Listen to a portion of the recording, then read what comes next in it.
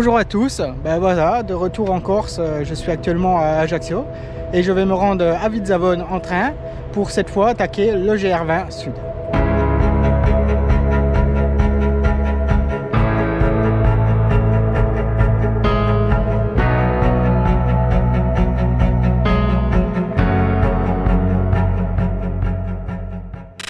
Voici le croisement où s'est arrêté le reportage de la partie nord. Donc si vous ne l'avez pas vu, je vous conseille d'abord de le visionner. Sur la droite, direction le nord vers le refuge de Londa. Et sur la gauche, direction le sud vers le refuge de Capanel. 37 jours après le reportage du sud, je retrouve le banc où j'ai dormi frigorifié après avoir passé 6 heures dans la dernière descente. C'était terrible. Et maintenant je vous embarque à mes côtés pour une nouvelle aventure. C'est parti!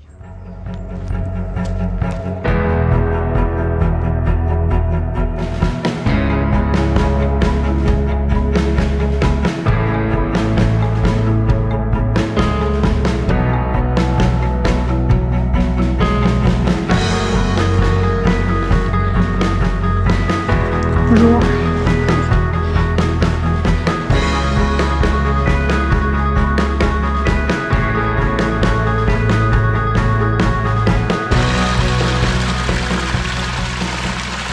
Pour cette deuxième partie, je vais soutenir une nouvelle association. Il s'agit de l'association Espoir Autisme Corse. Elle a été créée en 1998. Elle vient en aide aux autistes, qu'ils soient enfants ou adultes, en les accompagnant dans un but précis, la conquête de leur autonomie. Par exemple, ils leur apprennent à communiquer autrement que par la parole, car il faut savoir que 50% des autistes ne parlent pas. Ils les aident aussi à s'intégrer dans notre société, que ce soit par exemple à l'école ou au travail. Et beaucoup d'autres actions que vous pourrez retrouver sur leur site web, n'hésitez pas à les jeter un petit coup d'œil. Et si je vais jusqu'au bout, je me remettrai personnellement 200 € à l'association. Et à ça, s'ajoutera la somme de 100 € remis par le groupe Facebook La Folie du GR20. Merci à eux. Et n'hésitez pas à rejoindre ce groupe sur Facebook ou Instagram. Vous y retrouverez plein d'informations utiles pour faire le GR20, des randonneurs qui postent leurs photos. Et si vous avez des questions qui concernent cette randonnée, on vous répondra sans souci. Et je remercie également la team Ultra Trail Adventurer qui va remettre 50 € à l'association. C'est vraiment une team extraordinaire, je la connais bien. Et ils ont des valeurs sportives et humaines qui sont très rares dans notre monde actuel. Donc voilà, ils méritent vraiment leur pub sur ce reportage et de par leurs gestes également. Bon, maintenant on finit de parler, direction Capanel.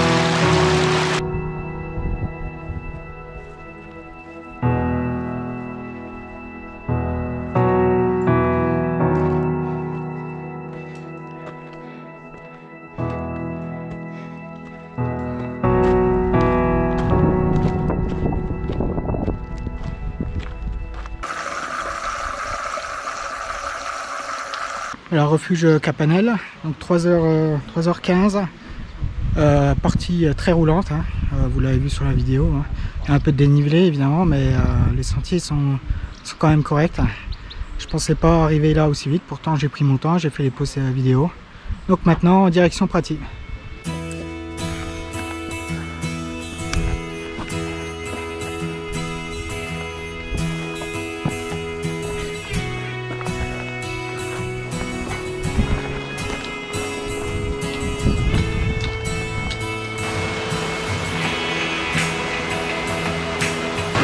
Vu qu'il fait chaud, j'ai pris une éponge.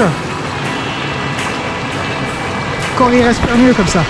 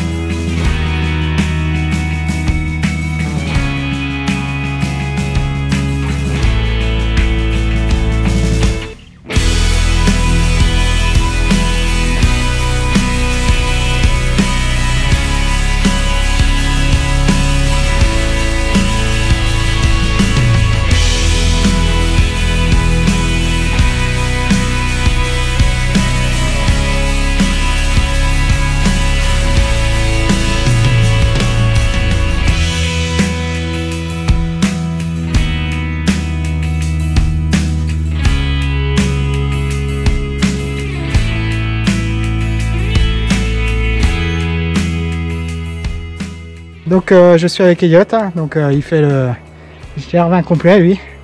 Et donc là je suis en train de faire une petite partie de la montée avec eux. C'est motivant quand on est un peu plusieurs parfois. Et voilà. Puis écoute, hein, faire une petite partie ensemble hein, jusqu'en haut. Grimper un petit peu. Voilà, cool. puis après ça me motivera pour continuer la suite. Il reste 600 à peu près de Ça se passe bien toi le GR? Tu le trouves très comment? C'est la première fois? Oui, c'est la première fois. Ça se passe très bien. C'est intense sur les doublons, mais c'est pas si difficile que ça finalement. Le nord quand même. Je trouve que on arrive à sautiller un petit peu plus à droite et à gauche. On se fait quand même quelques frayeurs sur les parties à flanc de montagne. C'est des bonnes sensations, c'est chouette quand même. Okay. Et puis on dort bien, les gîtes, la plupart des gîtes sont agréables. Bon. Voilà.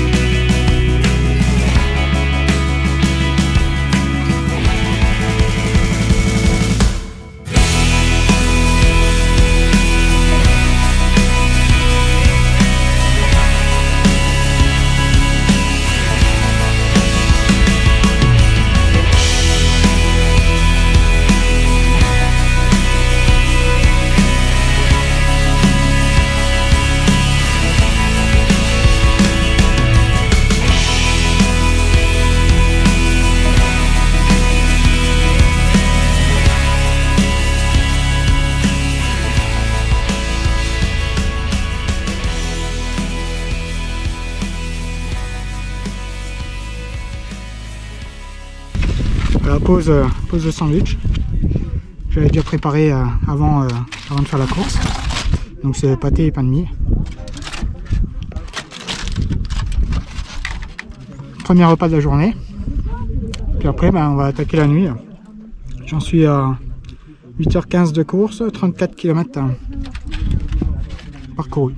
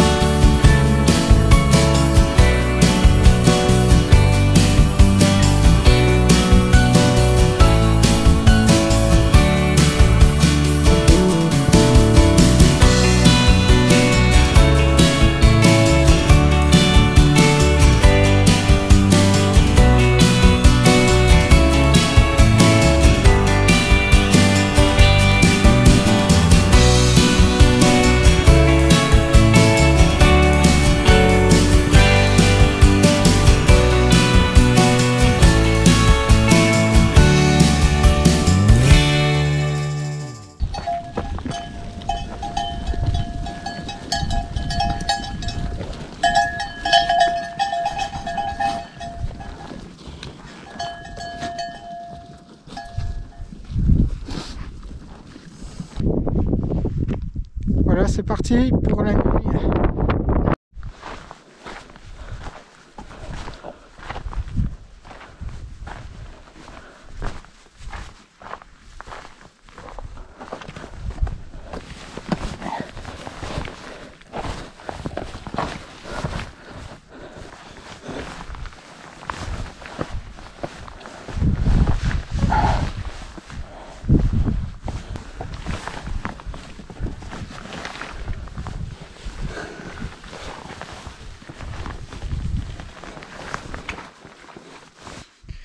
Sur les crêtes, que je vous explique ce qui s'est passé, hein, c'est que j'ai voulu faire une micro-sieste de 15 minutes, donc tout s'est bien passé. Après, j'en ai refait une deuxième.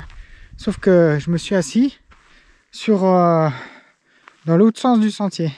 Et à force de passer de flanc de colline gauche-droite, gauche-droite, gauche-droite, en fait, la nuit, on perd les orientations. Et en fait, j'ai pas réfléchi, je me suis assis dans l'autre sens. Et je me suis endormi cash. Et au moment du réveil, je suis parti dans la direction où je m'étais assis. Donc à contresens. Et à un moment, je vois le refuge Sutiolu. Alors que je pensais que c'était Matalza. Je sais, tiens, ah bah il y a Matalza au loin. Je dis, ah bah en plus ils ont les mêmes guirlandes. À mon avis, c'est les mêmes guirlandes pour tous les refuges. Alors du coup, je continue comme un con. Et à un moment, je vois une chaîne. Je fais putain, mais cette chaîne, je l'ai déjà vue. Et puis là, je réalise que je suis en train de faire demi-tour, que je vais vers Sutiolu. J'ai fait 1 heure en plus sur les crêtes pour en retour, puis revenir sur mes pas, 1 heure, 2 heures de temps de perdu. Je vous dis pas comme ça m'a brisé le moral. Et puis c'est là que je me dis, ah ouais, franchement, la nuit, l'orientation, on perd tous ses sens d'orientation. Mais après, ça reste magique. Faut garder le positif, hein, pas le négatif. Voilà, c'était la petite anecdote. Donc 2 heures de perdu. Donc là, je vais prendre la variante. Donc, je la connais pas du tout. À chaque fois, je prends pour Matalza. Enfin, à chaque fois, j'ai fait 2 fois. Hein. Et donc, ça changera un peu.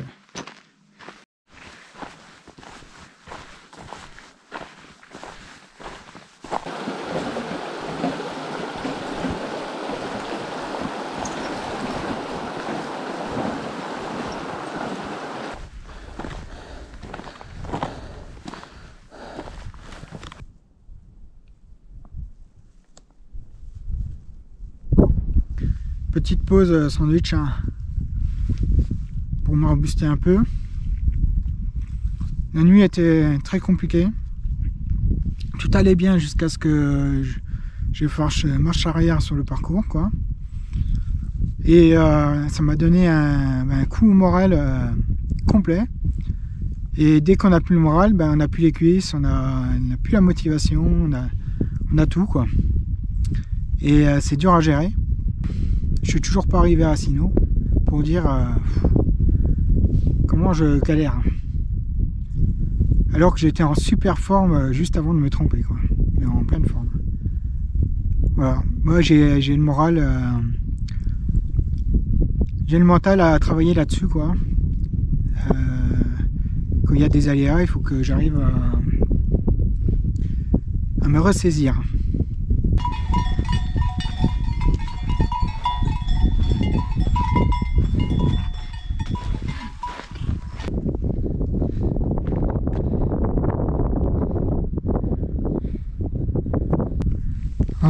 Là, c'est le point d'intersection où on retrouve le GR qui lui arrive de par là.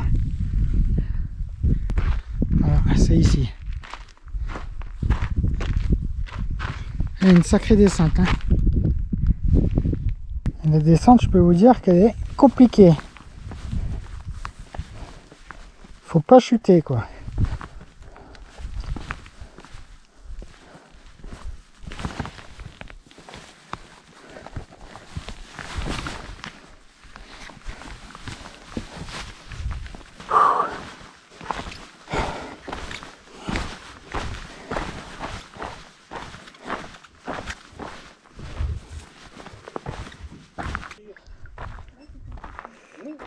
C'est par où là après? Je descends? Ah, c'est à gauche. Oh, il m'a fait demander.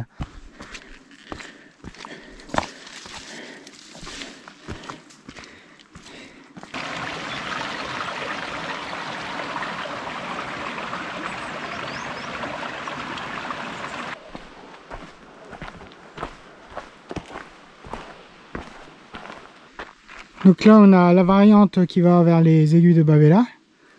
Et là, c'est le GR normal. Donc moi je vais prendre la variante parce que c'est beaucoup plus joli.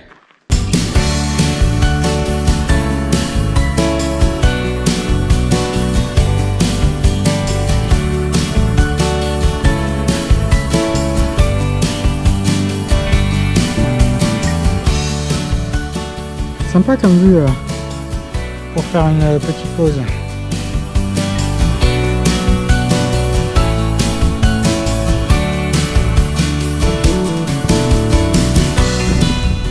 On retrouve le passage avec les câbles C'est assez délicat, mais ça passe quand même.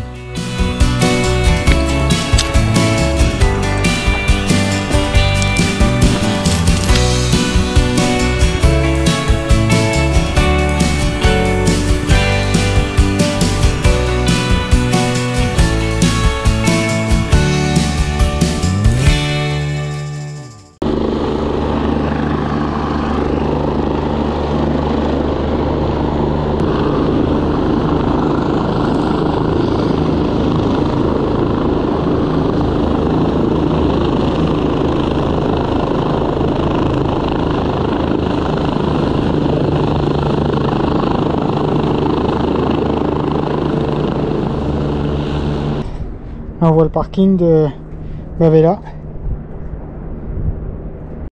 Que des rochers comme ça qui glissent. C'est elle est difficile cette descente de cette variante.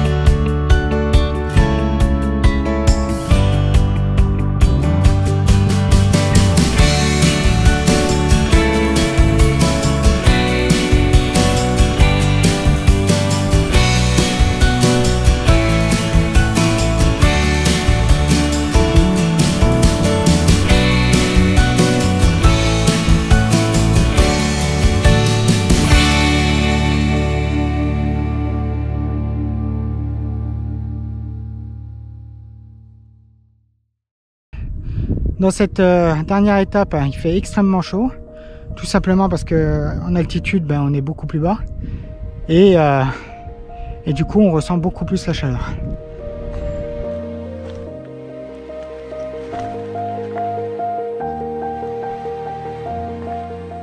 Concernant le poids du sac, il fait 5,1 kg donc pour la partie sud.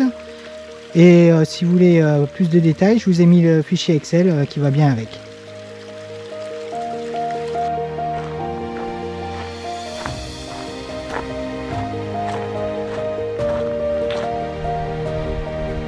Et voilà, on vient de passer la dernière brèche. Maintenant on attaque la descente pour Conques.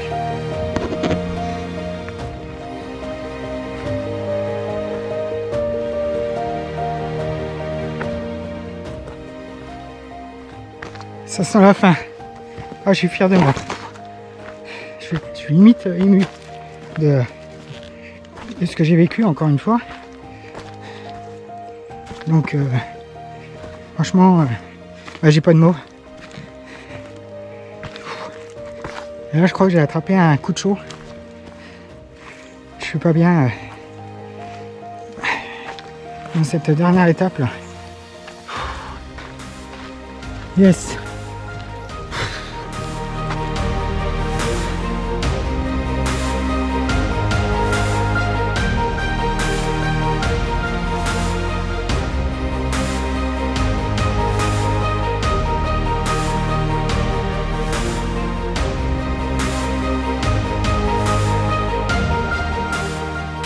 Après une bonne nuit de sommeil, me voici à la mer.